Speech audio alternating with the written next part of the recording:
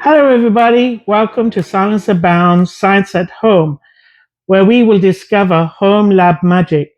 We will be doing experiments demonstrating scientific principles, concepts, and reactions in chemistry, biology, microbiology, microscopy, and even forensic science. Welcome to my channel.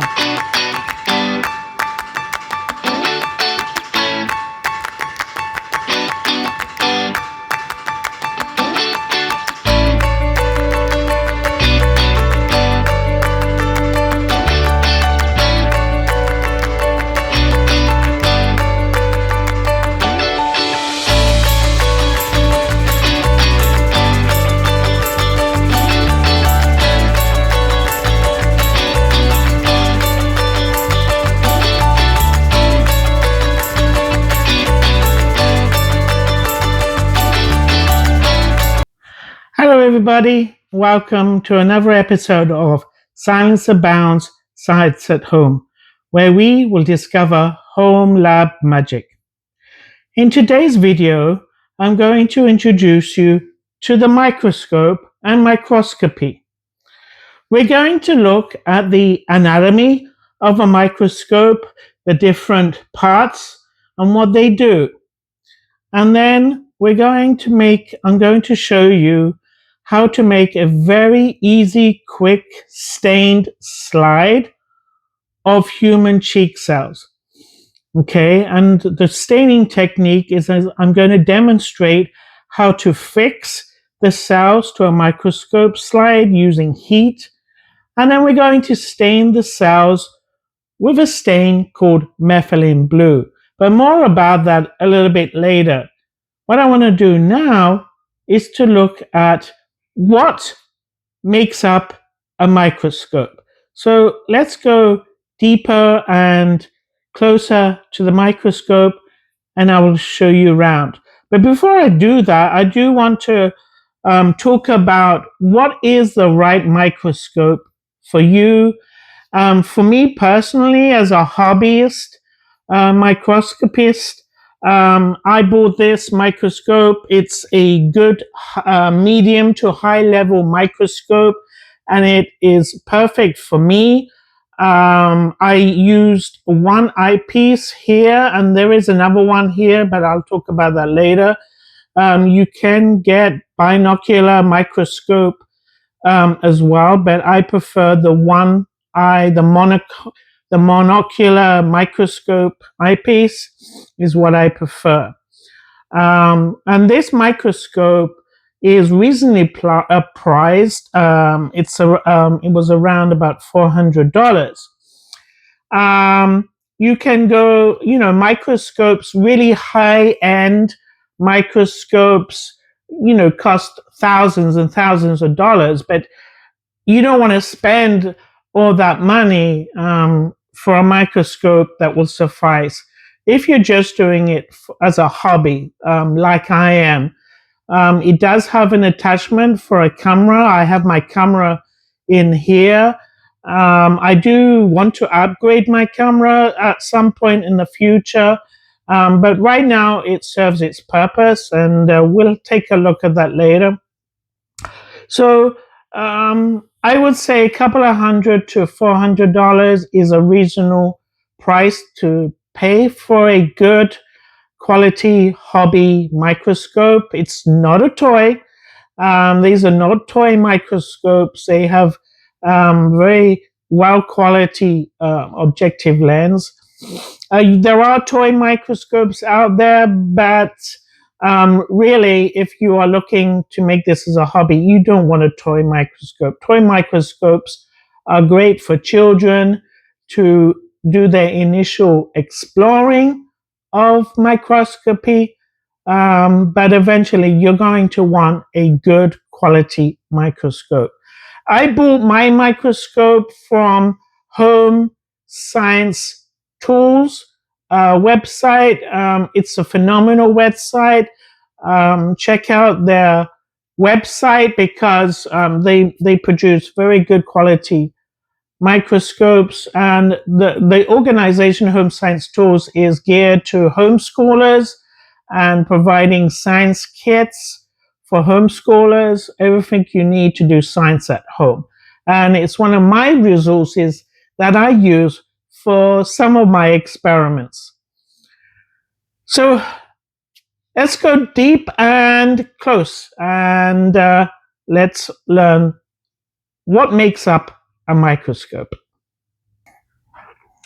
Okay, so we're going to start from the top of the microscope and work our way down. So on the top here is we have the eyepiece. This is the closest part of the microscope to the viewer's eye. There can be one eyepiece in which microscope is a monocular microscope. It only has one eyepiece. It does have a second one, but it's not used like a monocular, like a binocular microscope that has two eyepieces. This tube here is connected to my camera, and I use this solely for my camera purposes only. So in my case, I've only got one, but there can be two, and these lenses come in different magnifications, but the most common is times 10. So whatever your objective lens, will come to in a minute, is, you times it by your eyepiece lens, which again is usually a times 10 magnification. This here is what we call the eye tube of the microscope, and it is also known as the ocular tube in the part of the microscope where you look through to observe the specimen, and it typically holds the eyepiece in place. The next part of the microscope is here, and this is called the nose piece, and it's part of the microscope that holds the objective lens, which are here, and it allows you to rotate your objective lens into place. Now, your objective lens is the most expensive part of the microscope, and what you want is high quality objective lens. And depending on the quality and how many objective lens you have will determine the cost of your microscope. Me, I have 4 different types of objective lens. I have a times 4, a times 10, a times 40, and a times 100. The times 100 objective lens is known as an immersion lens because it requires oil to be placed on the microscope slide. You then place the immersion lens into the contact with the oil, and what happens is that it focuses the light and improves the quality and the clarity of the image at very high magnifications. I typically do not use the times 100 because it's the other objective lenses are powerful enough for the purposes that I use the microscope for. So remember, you have the eyepiece lens, and then so a times 100 objective lens plus the eye lens. So it's 10 times 100, so it's 1,000 times magnification. So my times 4 objective lens is overall a times 40. My 40 objective lens is a 400 magnification, and so on. So as I said, objective lenses are obviously the most important part of a microscope and is where the cost of a microscope lays. Next, we have the stage of the microscope. This is the stage of the microscope is the platform where you place your microscope slide or any other type of device that you're going to be looking at your specimen, and that goes on the stage, and that goes up and down, and it can go sideways as well, up and down and sideways, based on what you focusing on. Below that, below the stage, is the condenser. It's not called the Abe condenser, and the Abe condenser is an important part of a microscope that sits below the stage, and its main job is to focus light onto the specimen for a cleaner, sharper viewing. It's especially helpful at higher magnifications, for example, times 400 and above, when clear, bright, and evenly lit images are needed. And then within the Abe diaphragm, Abe condenser is the iris diaphragm, which acts like the iris of the eye. And the iris diaphragm is a small but super important part of the microscope lighting system. It controls now how much light reaches the specimen by adjusting the diameter of the light beam. So it's made up of overlapping metal plates, and it opens and closes in a circle, just like an iris, the iris of the eye does. It controls light intensity and affects contrast and depth of field. A smaller opening gives more contrast and depth but less light, and a wider opening gives a brighter image with less contrast. On the sides of the microscope is you have your coarse focusing and your fine focusing. So the coarse focusing is used to bring an image into focus, and then you use the finer focusing to focus the image and to see the details with more clarity and focus. And finally is the illuminator. Most microscopes have a lamp attached to it. Some use, like the toy microscopes, will use a mirror to focus light, but you really want an LED illuminator, and this provides your light source going through your specimen, but all of that light focusing is controlled by your condenser. So that is the overall of what makes up the microscope and the different parts and their uses. So we've now looked at the anatomy of the microscope. So let's take a look at something under the microscope and make a very simple slide using a very simple method to fix the cells to the slide. The reason why we need to fix the cells to the slide is to prevent washing away of the cells when we're staining. So you don't want to just smear your cells on the slide without fixing. We're going to fix it using a burner. So I'm going to take a clean wooden spatula, and I'm just going to wipe in the inner surface of my cheek, and then I'm going to smear that on my glass, on my microscope slide. Next, I need to heat that or warm it to fix cells to the microscope slide. Okay, so I've made my smear, so now I want to dry it or fix it. So I'm going to light my burner. You don't need a big flame, just a small flame. And then just move the slide in and out of the flame just to warm it up.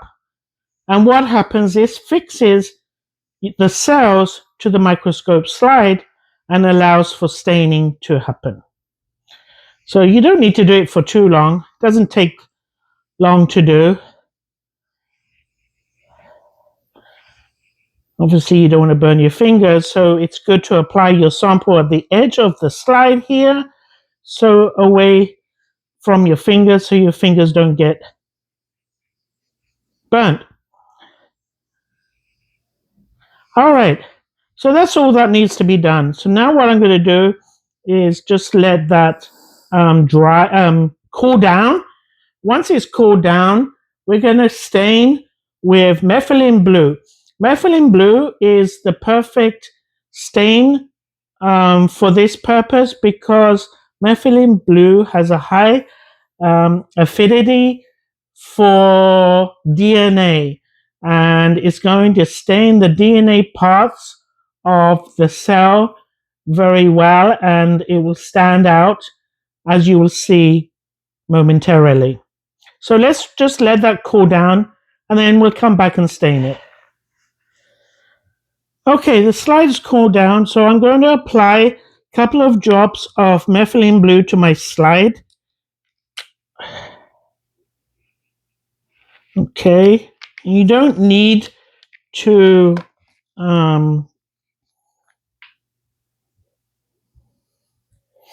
apply it for too long. And then you want to apply the water just to wash any excess stain. Like so. Just wipe off the water. And there we now have a stained microscope slide. So I'm just going to let that dry, and I have a slide that I prepared earlier today, and we're going to I made another slide earlier today, and we're going to take a look at what we can see under the microscope. Okay, so I got my slide, so I'm going to now place it on the stage of the microscope. Okay, and I'm going to just start off with power of ×4, just to bring that into focus. So I'm going to use the coarse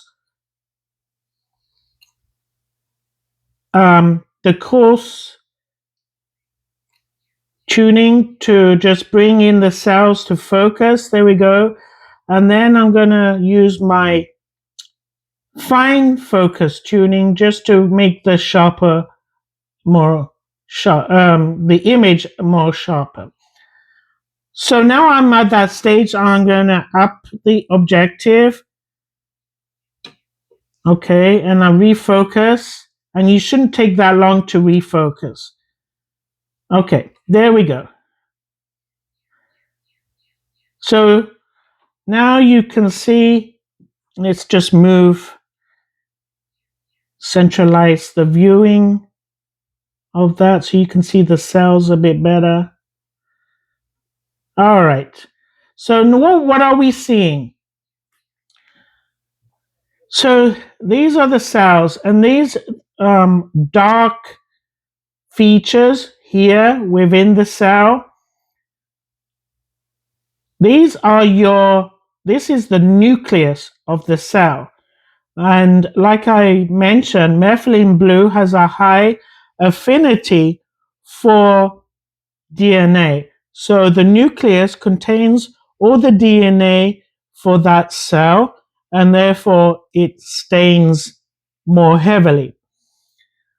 Surrounding the cell, around this edge, it's finely stained, and this is the cell wall, giving the cell its structure. And then within the cell is the cytoplasm. The cytoplasm does look coarse with some staining because there's some organelles within the cell that take up the stain. But predominantly it is the nucleus of the cell that absorbs and stains. So I can try and go up higher, a higher magnification to see even finer details. Let me bring that into focus. All right, let me get into a cell that we can see.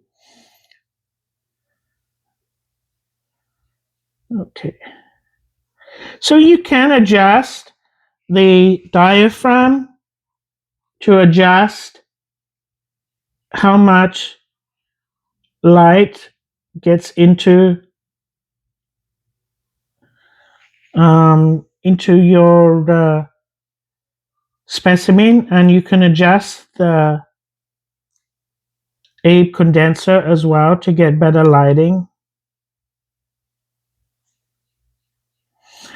So with this image, you can see different parts.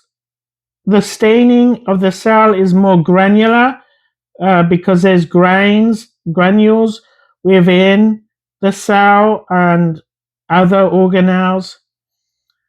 We can't see them with this level of microscopy. We could potentially on the 100. But for those kind of the organelles, such as the mitochondria, you tend to need a electron microscope to see down to that level.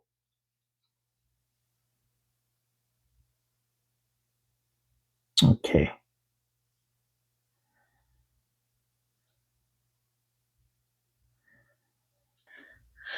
Well, that was a very quick introduction to microscopy. It is a very exciting world. Microscopy as a hobby. There are thousands and thousands of people around the world that do microscopy as a hobby. The microorganism, the microscopy arena life, microorganism life is a beautiful one and very exciting one. And we're going to be doing many more videos. We're going to be looking at a variety of different microorganisms and microscopic creatures under the microscope. We're going to look at anatomy as well. What does different types of tissue look like under the microscope? We're going to look at bacteria. How can we differentiate between different types of bacteria from simple staining? Again, that's all in the future videos.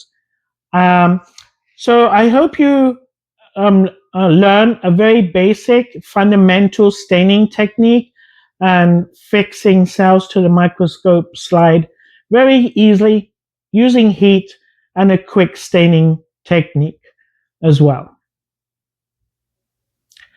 Well, I hope you enjoyed today's video. Please hit the subscribe button. It is free, doesn't cost you anything, and it shows your continued support to my channel and encourages me to make more and more videos and experiments. Please also hit the like and the share button. Spread the word of my channel to anyone interested in science and experiments and microscopy. Also, check out my Patreon page where I publish exclusive videos for members that I will not show on my YouTube channel. I also publish all my recipes and background notes to all my experiments, and they are available on my Patreon page for members. And they are a great resource if you yourself want to copy me and follow me and do the experiments at home yourselves. Also, please feel free to email me, send me your comments, your questions, send me your photos and videos of you doing your own experiments at home. I want to go out there and create a hobby home science channel and community, and I want to share with everybody else how science can be fun and easily done at home.